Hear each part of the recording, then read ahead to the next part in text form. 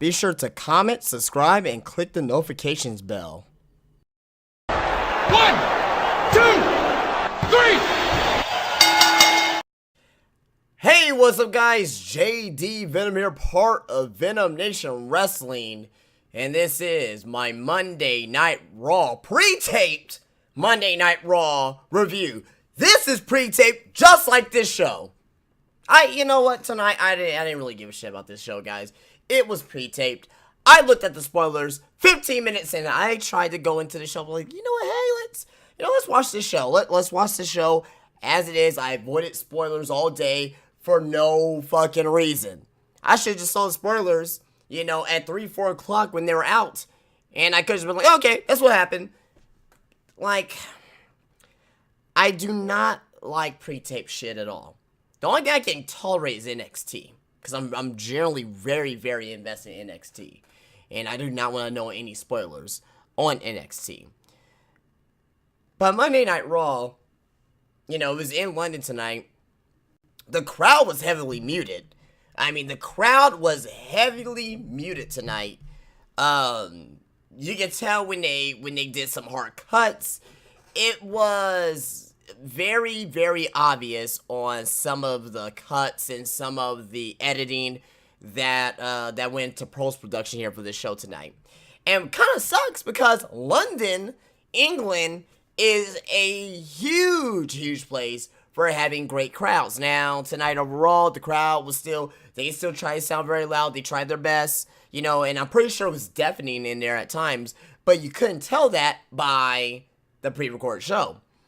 And, we had a lot of stuff here today, or tonight rather, where it just came off as dull. The show overall came off as dull. This felt like, to me, like this was more of a house show. This felt to me like this is like a Raw that you'll see on the 4th of July, or I probably won't even go that far, but probably like on a Labor Day or something like that. A Monday Night Raw that doesn't feel complete.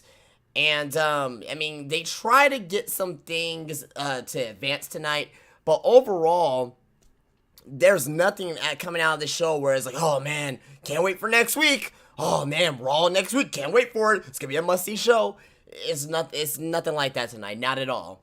And a lot of obvious continuations of stories, continue here for this show.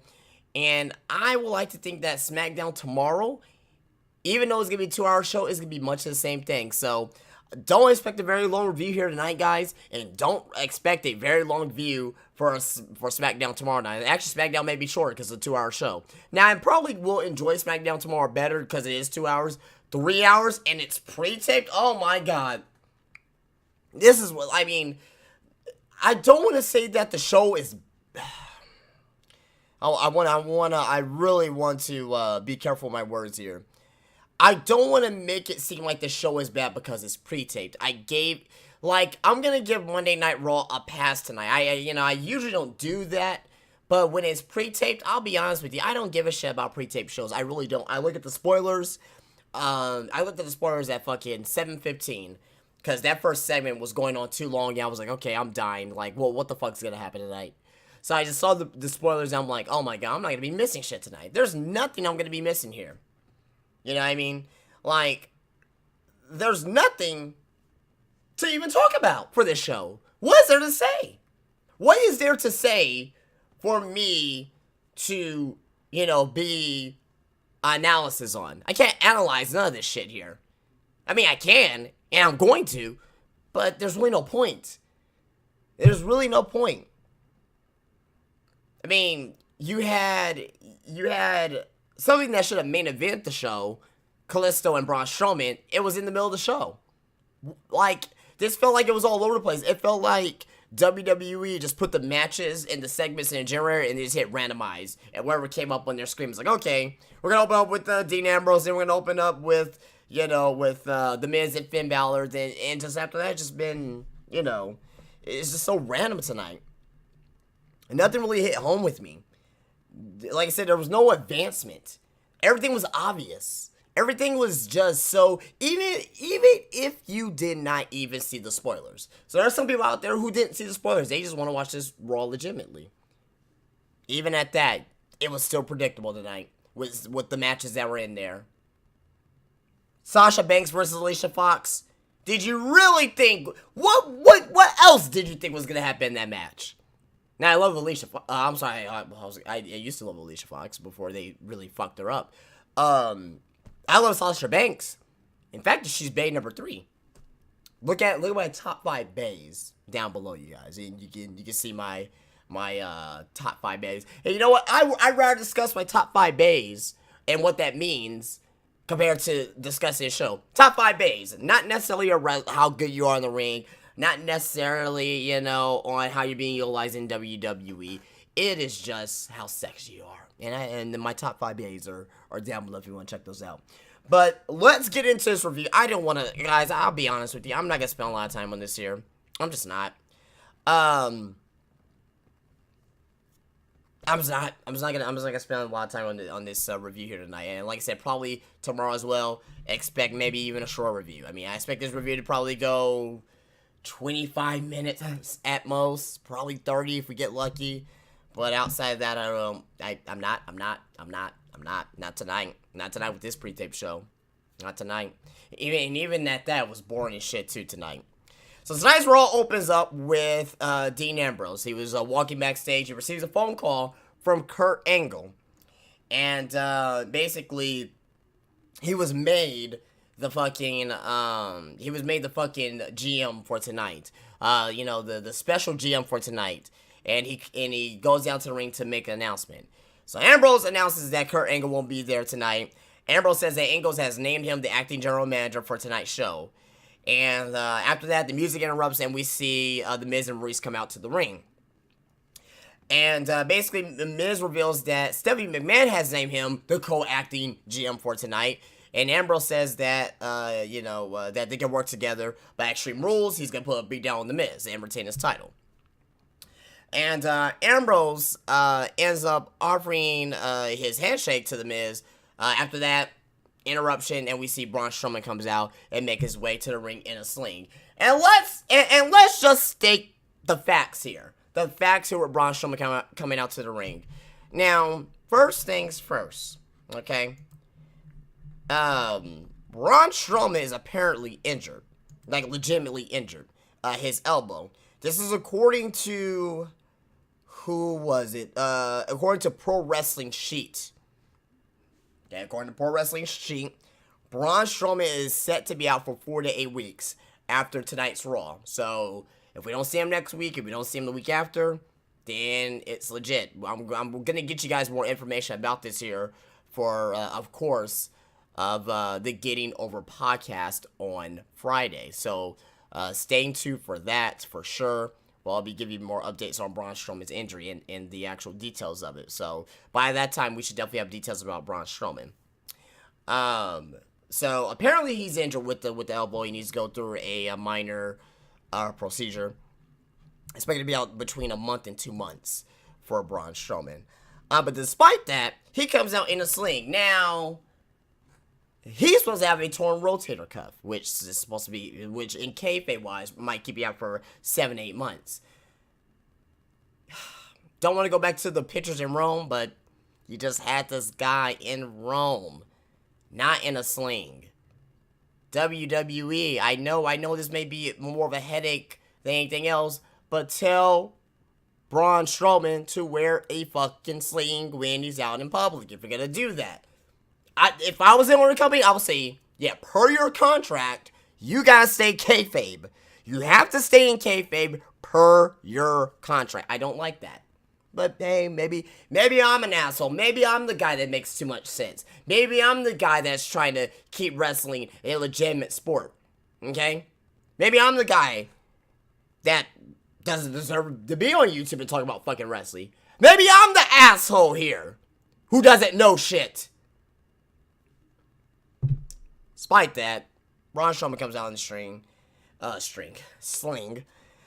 Thank you, Strowman chants came out from the fans here. Braun doesn't care who's in charge, and he says he's gonna get what he wants. Braun says he took out the big dog at Payback, but as long as Roman can walk, he's not finished with him, which is possibly that's possibly catchphrase of the year so far. I'm not finished with you. Fucking great. Braun tell them to call Stephanie and Kurt and tell them that he's going to end Reigns once his arm is healed. Braun says once he's finished with Reigns, he wants WWE Universal Champion Brock Lesnar, which is possibly the biggest thing to come out of the segment and the only thing that actually matters in this segment. So Braun starts talking about Lesnar, goes on about him. Then all of a sudden, you hear Pac-Man sounds from like, you know, arcade video games from the 1980s. Callisto comes out. I totally forgot he changed his theme song. You can hear a pin drop in the O2 Arena in London. You couldn't hear a goddamn thing when this guy came out to the fucking ring. At fucking all. No fucking, you know, just nothing at all when he came out to the ring. Callisto comes out to the ring, and he says that Braun may not be done with Reigns, but he's not done with Braun. Oh my god. Callisto reminds everybody on how he beat Braun in the dumpster match. But Braun couldn't take the loss like a man. Callisto goes on and begs Dean Ambrose for a match. He's like, please, Dean, please. Lucha, lucha, lucha. Lucha, lucha, lucha. Please, Dean, please. It wasn't like that, but he was begging for him for a match. And basically, Ambrose makes Callisto versus Braun Strowman for tonight. With one arm tied behind his back, apparently. But it wasn't really one arm tied behind his back. It was one arm in a sling, so whatever. Then after that, Dean Ambrose just, you know, hey, I'm just gonna, Miz, I'm gonna put you in a match with Finn Balor tonight. And that was gonna be the first match of the night. Finn Balor versus The Miz. Now, this match overall was a good match.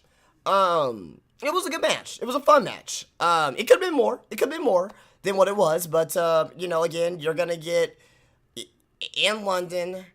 And you know what? The greatest match to come out of a Raw that was pre-taped. I believe most likely it was pre-taped. And I believe it was in London, too, or it was somewhere in England. It was the Shawn Michaels John Cena match that went for like an hour. I believe that was over. Correct me if I'm wrong, guys. I believe that it was pre-taped, and I believe it was somewhere in England or somewhere overseas. Correct me if I'm wrong on that, but that was one of the best Raw matches ever between Michaels and John Cena. But back to the point at hand, Miz and Finn Balor. Like I said, the match wasn't great. Balor controls most of the match. Miz tries to get himself disqualified to use his GM powers for the night, basically, and which was smart. You know, if you're gonna use your GM powers, you know, utilize it if you only have it for one night. So basically, long story short, Finn Balor was in control. Maurice got up onto the onto the ring apron there. The referee was trying to get Maurice down. The Miz pushes Balor into the referee, thus kind of knocking down Maurice from the ring apron. And basically, long story short, Miz immediately goes out of the ring and says, "A referee disqualified this man. Ambrose touched a referee, or not Ambrose. Balor touched a referee, and pretty much he tried to get him disqualified. So the referee disqualifies him. Then Ambrose comes out, restarts the match. Finn Balor attacks him. Then you got the coup de grace for a good win. And Finn Balor was over big in this match. Obviously, he's overseas. He's close to Ireland, so obviously he was going to be over. Like I said, good match, fun match, but it could have been more. But again, it was overseas, so it could have been something to do with that as well. But after that, we go backstage to Alexa Bliss, who's kind of getting herself warmed up for her match that was going to be next up against Mickie James. And Nia Jax walks in and mentions on how she wants a Raw's women's title shot once she's done with Bayley. Bliss promises to work some things out with Kurt Angle when he's back. Nia says until then, Bliss just found herself a new best friend. So we can see where this is going. We can see that it's going to be a Bliss versus Nia Jax title match.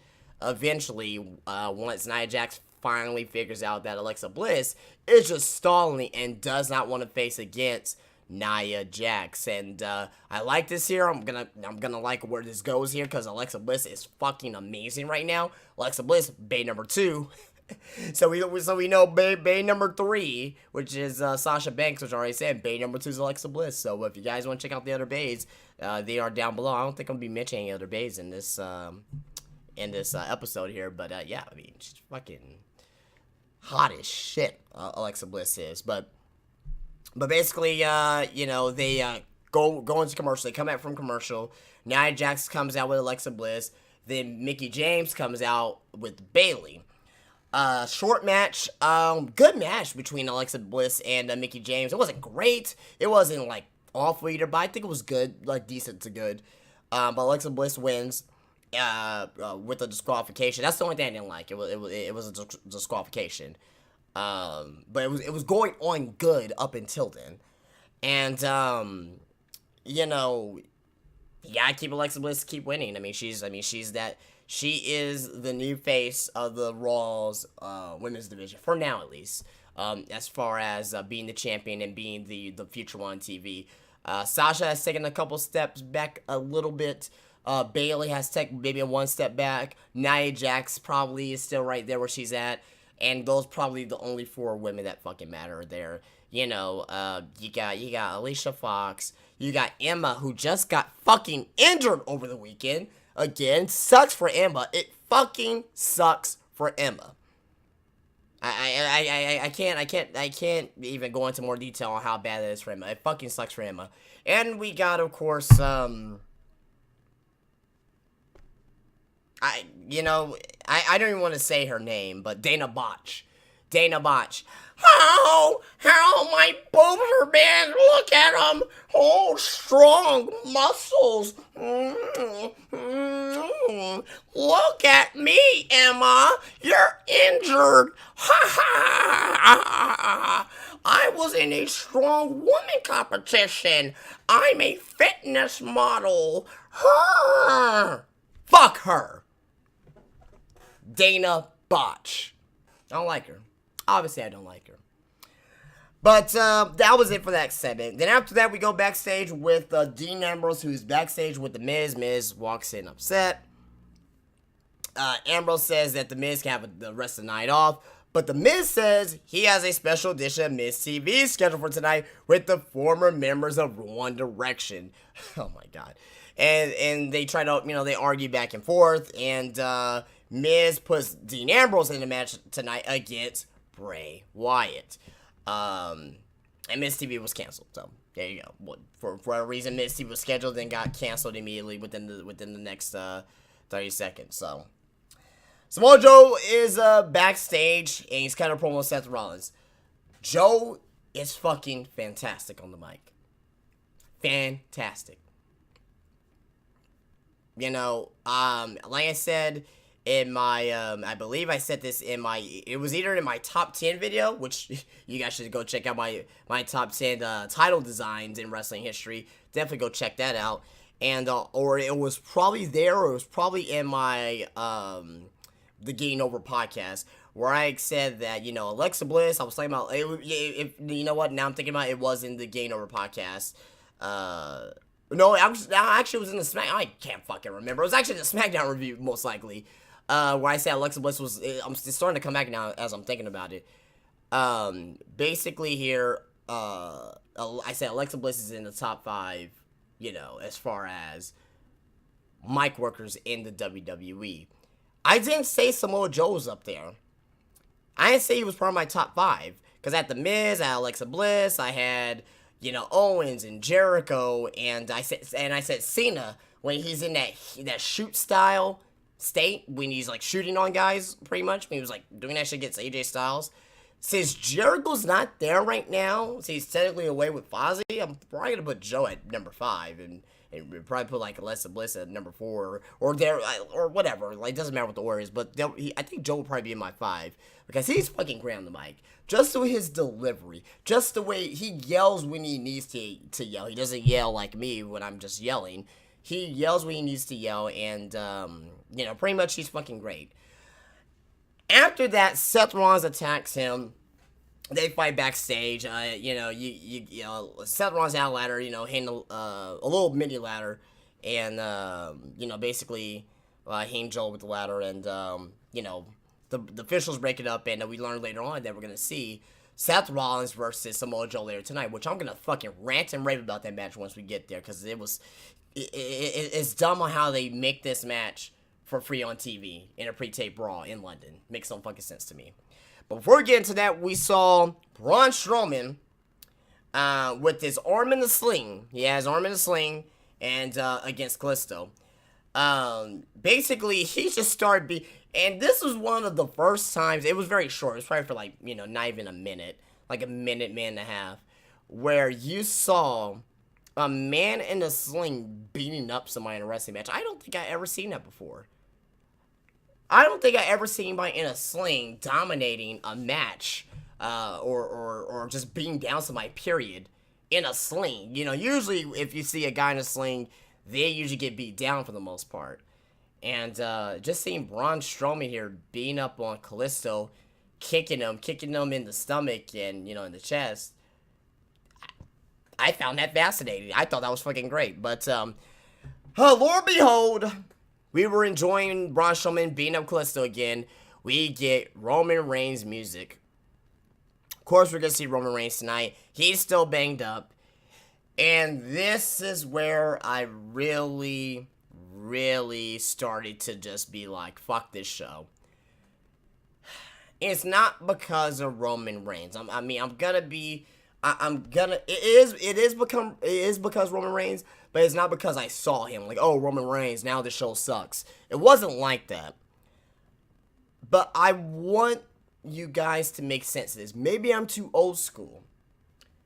But how does this make sense of Roman Reigns beating up on with a steel chair and attacking a one-armed man? Now, in 1992, I understand that Hulk Hogan probably wouldn't do it. I understand in 1994 that Bret the Hitman Hart wouldn't attack Yokozuna if Yokozuna was in one arm. I can't imagine Bret Hart, coming out to the ring is like, Yokozuna. Am I doing Bret Hart? Am I doing Stone Cold? But Yokozuna, the Harts, I'm gonna beat you up. You got one arm. You bonsai drop me. You bonsai my brother Owen. I can't do Bret Hart. Where's Joe Cronin when you need him? Where's Joe Cronin when you need him? Because I cannot do Bret Hart. But the point that I'm trying to get to is that you may not have seen it back then. I guess in 2017. It's okay to do now, because we've seen John Cena do shit like this before. We've seen, we've seen, Stone Cold. Attitude Era is a completely different story, so. But we've seen John Cena where Batista says, I quit, and just gives him a fucking attitude adjustment anyway, off the stage. We've seen shit like that before, so we've seen to where a face wasn't really being a face in a situation where he could have just, attacked him a little bit and, basically, let, Braun Strowman go. But no, it was a fucking complete beatdown tonight. He takes off Strowman's, sling. He starts attacking Strowman's arm around the ring post, grabs the steel chairs and start beating the hell out of Braun Strowman. And, apparently Strowman retreats. Roman goes into the corner, hits his pose, and he was getting, I will say, mixed reactions at best, more boos than cheers. But I think this is what's supposed to actually write off Braun Strowman with this whole segment tonight. If we do not see Braun Strowman for the next couple months, and we find out on why he's not going to be there, apparently, like it says, he's going to have a procedure on his elbow. That would be why. And this would be a write-off for Braun Strowman. After that, we see Goldust and R-Truth backstage. They're getting ready for the tag team Turmoil. They said that tonight's the night for that they will become the number one contenders. Truth goes back to, basically he was just listening to music, and, Goldust wants to have a pep talk. And R-Truth says, we are ready to shock the world before we go to commercial break. And when we come back from commercial break, I'm going to be 100 complete honest with you guys. I skipped most of the tag team turmoil. At this point, I already saw the spoilers. I already knew who was going to win. And honestly, guys, let's be fucking honest with ourselves. Let's be fucking honest with ourselves. Did we think, if even we saw the spoilers or not, did we think, or did we ever thought it had any doubt in our head that Sheamus and Cesaro was not going to win this match? At any point? When this match was announced last week, I knew that Sheamus and Cesaro was going to win. It didn't even fucking matter to me. So, I mean, okay. Now, I kind of regret missing this match, because I saw, when I got back, it was, they came out for a commercial break, and it was Sheamus and Cesaro versus, Gallows and Anderson. So I missed Gallows and Anderson when they came out, and I missed the Golden Truth. Sheamus and Cesaro won. They eliminated every single team. They eliminated Enzo and Big Cass. They eliminated Slater and Rhino. They eliminated the Club, and they eliminated the Golden Truth. But at the end of the day, who cares? Now, for what I was seeing, it was good. You know, it was good. It was a good match. I mean, you know, for what I was seeing, when I saw, you know, the Club and Sheamus and Cesaro, then after that, Gold Truth and that's what I said. I said Gold Truth. Oh my goodness, Golden Truth. We saw them in the ring. For what I saw, I liked, but there was no emotional investment in there for me because A, I already knew who the fuck was winning, despite knowing the spoilers or not, and B, this match didn't really have to be on this Raw, or they didn't even have to have a tag team turmoil match. I just don't. I mean, I understand how this match came into place because they wanted to have Goldust and R-Truth on there because, you know, they needed to prove themselves, and you need to prove yourselves before you become number one contenders.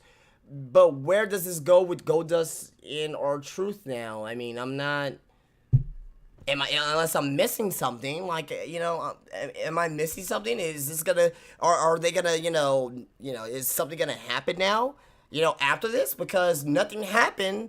We saw the Hardys come out after this because Sheamus and Cesaro beat down Goldust and R-Truth. So what's gonna happen with these guys? Why even waste a segment on them last week trying to build these guys up? What are you gonna do? Build these guys up for fucking 7 days and just, you know, feed them to Sheamus and Cesaro? Like, it doesn't make any sense to me. Like, if that was the case, you should have just done a one-on-one match. How come you can't just do a one-on-one match between Goldust and R-Truth versus Sheamus and Cesaro? How come you have to have this tag team turmoil? Now, I know you're in London and you're overseas, and you know you get these matches like this overseas. I get it. I understand it. It's a WWE tradition to do shit like this. But you're building up to one of your brand exclusive pay-per-views, which were just a couple weeks out, and you're doing this shit. It doesn't sit well with me. So there you go. So Hardys came out after the beatdown from Sheamus and Cesaro to the Golden Truth. Delete chants, good stuff. Matt Hardy's shaving now. Don't really like that, but despite that, I mean, you know, I'm probably focusing on the very little things at this point. But you know, he's doing the you know, the fans are doing the delete. So of course, London, they know exactly what the fuck they're doing because that's a very, very, very, very, very witty and smart crowd. So Hardys came out, and it was just a face-off. They didn't really get into any physical interaction. After that, we saw Samoa Joe versus Seth Rollins. Great match. Good match, guys. It was very good. I'm not going to dispute that it was a good match. Very good match between these two. Both these guys could fucking go. At one point, we were seeing Ambrose eating popcorn backstage. Who gives a shit? Okay? Eating popcorn, drinking some fucking soda, where the fuck he was drinking. But the match ended in disqualification. Fuck, man. Here's my issue. Again, I know we are in London. I know it's for the Europeans who are in overseas. I get it. I understand it. I'm not stupid.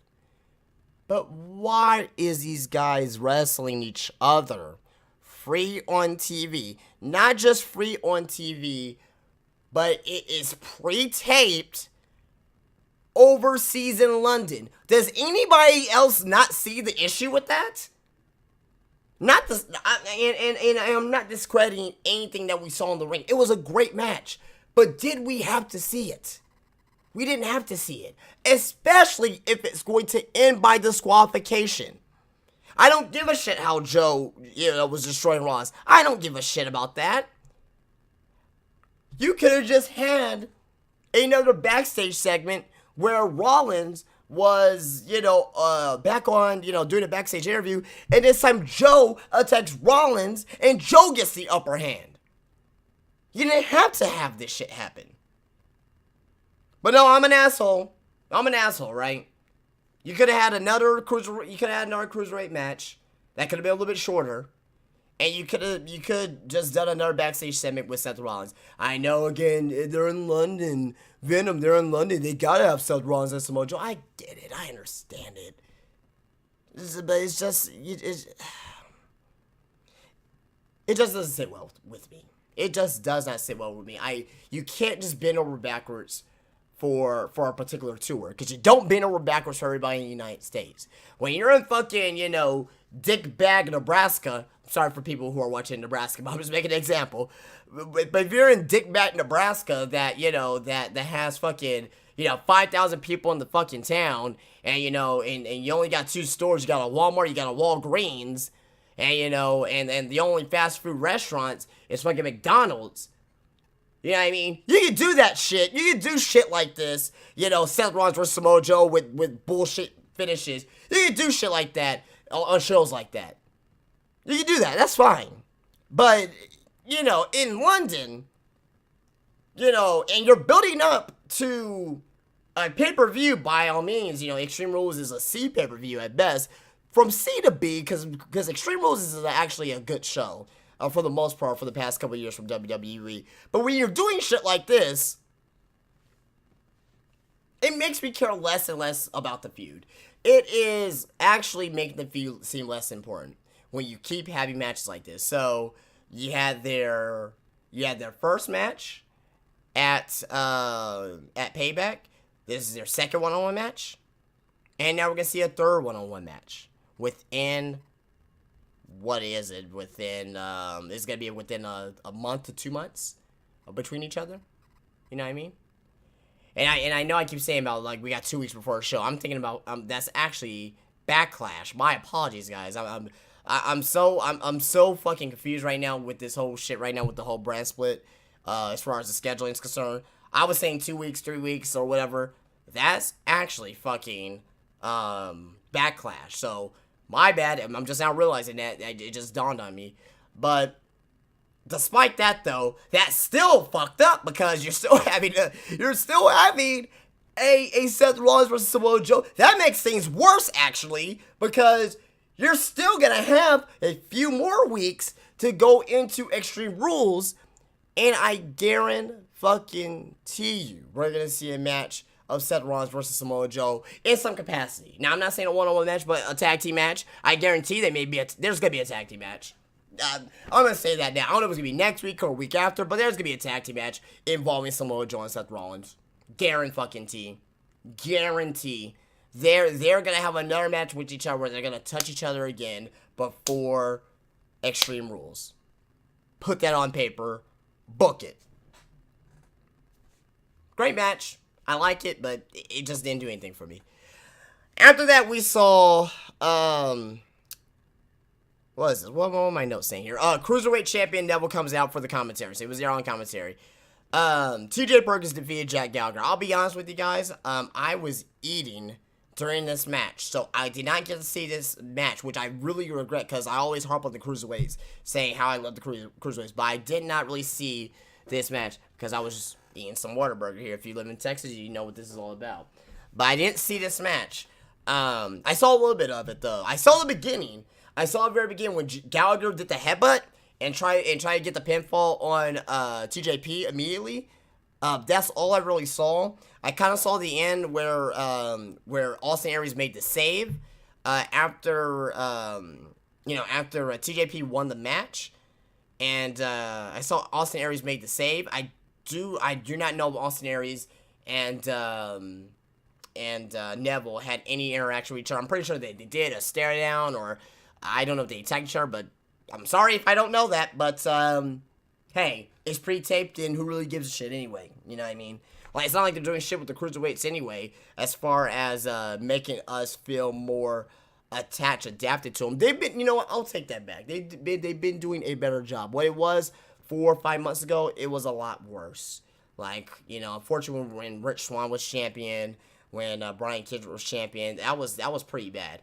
And at least now they're finding something with the cruiserweights. Neville's been fucking great. He's been the heel of the year so far in WWE. He's been that fucking good, in my opinion, heel of the year. As far as him actually being a heel, being dominant in his division, and winning. So far he's heel of the year. Halfway into the year, I think he's heel of the year. Let me know what you think about that in the comment section. But yeah, I didn't really see anything else outside of that. Next we saw, what was this here? Next we saw Sasha Banks beating Alicia Fox. That's all I got for you guys. Again, do you really care about this match? No.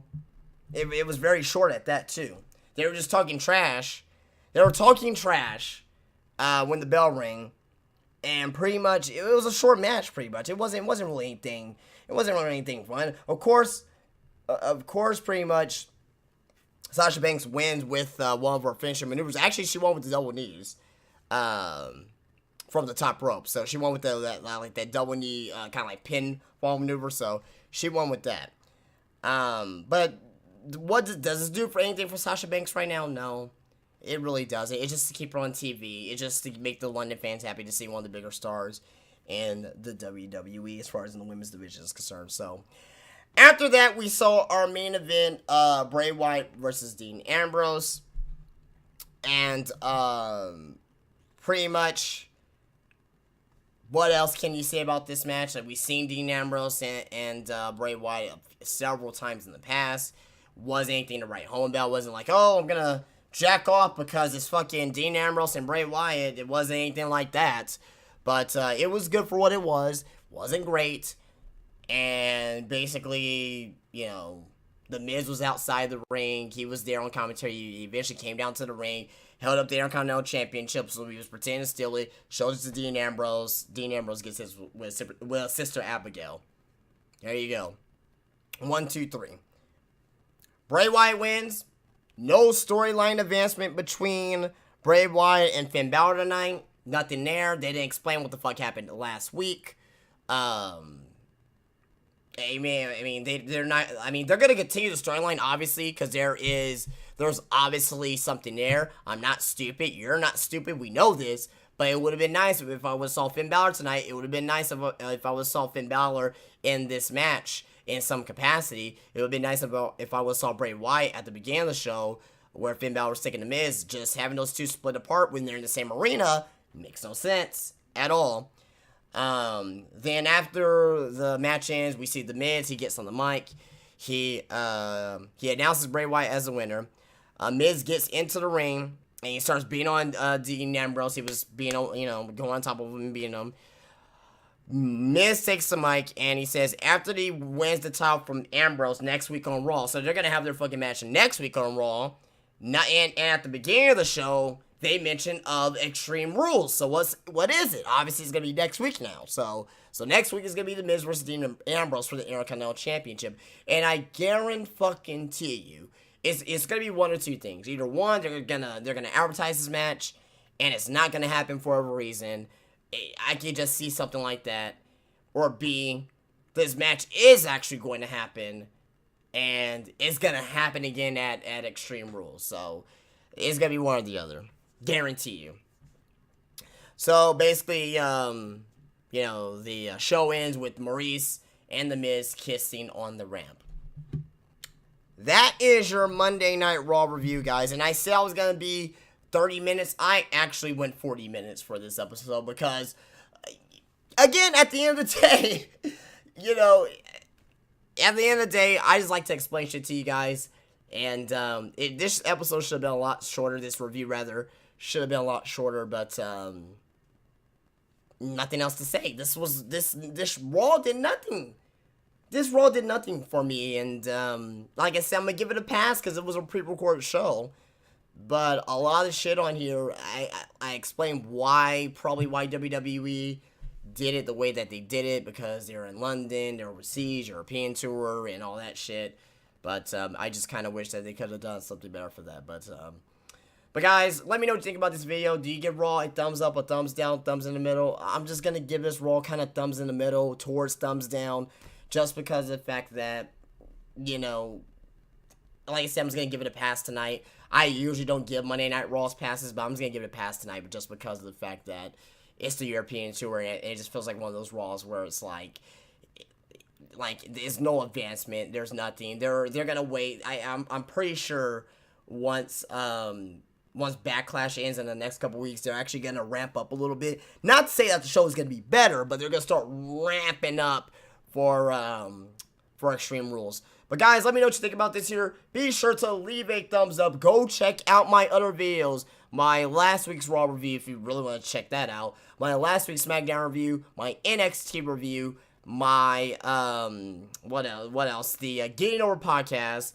The top 10 best wrestling title designs in history. And also, of course, one thing I forgot to mention, of course, go check out the first episode of What Else Happened. You guys don't want to miss it. I'm actually gonna put the video in the video up there somewhere in the little annotation that's up there. So, all right, guys, you guys have a good night. Please rate, subscribe, drop a comment, follow me on Twitter, and like the Facebook page. And I'll see you guys later.